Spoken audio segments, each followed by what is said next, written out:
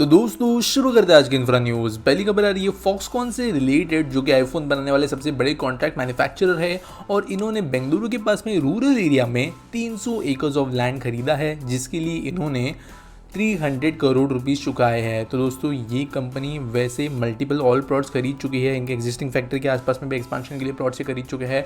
और अब ये लेटेस्ट खबर आई है कि ट्यूसडे को इन्होंने अपनी प्रोडक्शन को चाइना से इंडिया में शिफ्ट करने के लिए और 300 एकड़ ज़मीन खरीदी है। तो यहाँ पर दोस्तों ऐसा नहीं कि सिर्फ आईफोन सब मैन्युफैक्चर किए जाएंगे, फॉक्सकॉन कई दूसरी चीज़ें भी बनाती है, जिसके अंतर्गत जो भी हाई एंड इलेक्ट्रॉनिक्स मैन्युफैक्चरिंग है वो बड़े पैमाने पर अब इंडिया में शुरू करने के हिसाब से ये ज़मीनें खरीदी जा रही है। अगली दोस्तों जो खबर आ रही है वो है असम से, जहां पर इनॉग्रेशन किया गया है श्री श्री माधव देव कला क्षेत्र नारायणपुर का। तो दोस्तों 53.5 करोड़ रुपए की कीमत से ये सेंटर बनाया गया है, जो कि एक state of the art complex है, auditorium, arts and craft centre के साथ में, जो सीएम असम के उनके द्वारा इसका इनॉग्रेशन किया गया और इसकी वजह से एक और नई फैसिलिटी असम को मिल गई है आर्ट्स एंड कल्चर के हिसाब से। अगली दोस्तों खबर आ रही है वेस्ट बंगाल गवर्नमेंट से, जिनके जो दीघा जगन्नाथ टेम्पल प्रोजेक्ट है 100 करोड़ रुपीस का, वो इस साल के अंत तक कंप्लीट हो जाएगा, ऐसा उन्होंने कहा है। तो जो दीघा है वेस्ट बंगाल में, वहां पर ओडिशा के जगन्नाथ पुरी के लाइंस के ऊपर ये कॉम्प्लेक्स डेवलप किया जा रहा है अराउंड 20 एकड़ प्लॉट के ऊपर, और WB हिटको इसको बना रही है, जहां पर एक 65 मीटर ऊंचा temple, pedestrian areas, parking plazas और दूसरे जो आसपास में डेवलपमेंट्स है वो किए जा रहे हैं। अगली खबर दोस्तों आ रही है सिस्को से रिलेटेड, जिन्होंने डिसाइड किया है कि वो तमिलनाडु के अंदर इनकी इलेक्ट्रॉनिक्स मैन्युफैक्चरिंग शुरू करेंगे। तो दोस्तों सिस्को नेटवर्किंग सॉल्यूशंस प्रोवाइड कराती है और इनके जो सबसे ज़्यादा बिकने वाले दो प्रोडक्ट्स है, स्विचिंग नेटवर्क्स और कटिंग एज राउटर प्लेटफॉर्म्स, इन दो चीज़ों की प्रोडक्शन वो इंडिया में शुरू करने वाले हैं। 1200 जॉब्स इसकी वजह से क्रिएट होगी और जो CEO है सिस्को के, उनके द्वारा ये कहा गया है।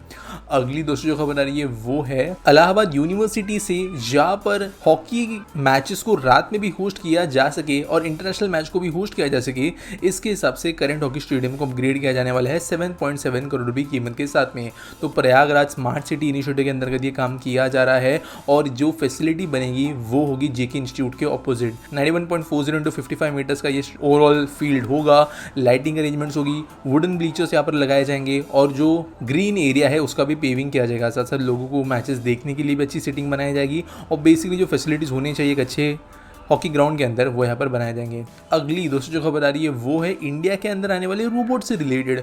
तो दोस्तों आप सब जानते हो कि इंडस्ट्रियलाइजेशन जब कोई देश का बढ़ता है, मैन्युफैक्चरिंग बढ़ता है, जो मैन्युफैक्चरिंग रोबोट्स है उनकी डिमांड भी जो है ऑब्वियसली बढ़ेगी। और इंडिया जो है पिछले साल 54% ग्रोथ दिखा चुका है in terms of robot installation, यानी देश के अंदर जो फैक्ट्रीज है उनके अंदर ऑटोमेशन करने के लिए जो रोबोट लगाए जाते हैं उनमें ग्रोथ देखा गया है मोर देन 54% का। Total 4945 units of robot installation हुए और इसका वजह से इंडिया 10th प्लेस पे आया है world wide in terms of robot installation. तो दोस्तों ये वैसे बहुत अच्छा आंकड़ा नहीं है अगर ग्लोबल स्टैंडर्ड से देखें तो।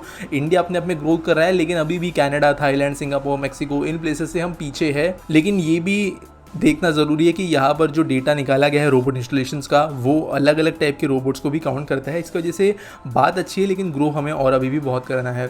आज के आसपीटी सवाल के बारे में बात करें तो साहिल श्रीवास्तव पूछता है, why don't modern Indian cities building take inspiration from ancient Indian architecture? For example Bhutan buildings look traditional from outside but are modern from inside. तो देखो यार, हमारे यहाँ पर प्रॉब्लम ये है ना कि जब सिटी की बात आती है, घर बनाने की बात आती है या इन ओवरऑल आर्किटेक्चरल डिज़ाइन की बात आती है, तो कॉस्ट हमेशा सबसे बड़ा कॉन्स्टेंट होता है। अब इंडियन डिज़ाइन की बात करें तो उसमें पिलर्स होते हैं, डोम्स होते हैं, काफ़ी डेकोरेटिव बाहर का स्कल्पटिंग वगैरह की जैसी चीज़ें होती है। तो जब चीज़ें ये आती है तो उनको बनाना बहुत ज़्यादा एक्सपेंसिव हो जाता है। फसाड होता है जो बाहर का बिल्डिंग का दिखने वाला, वो बनाना मुश्किल होता है।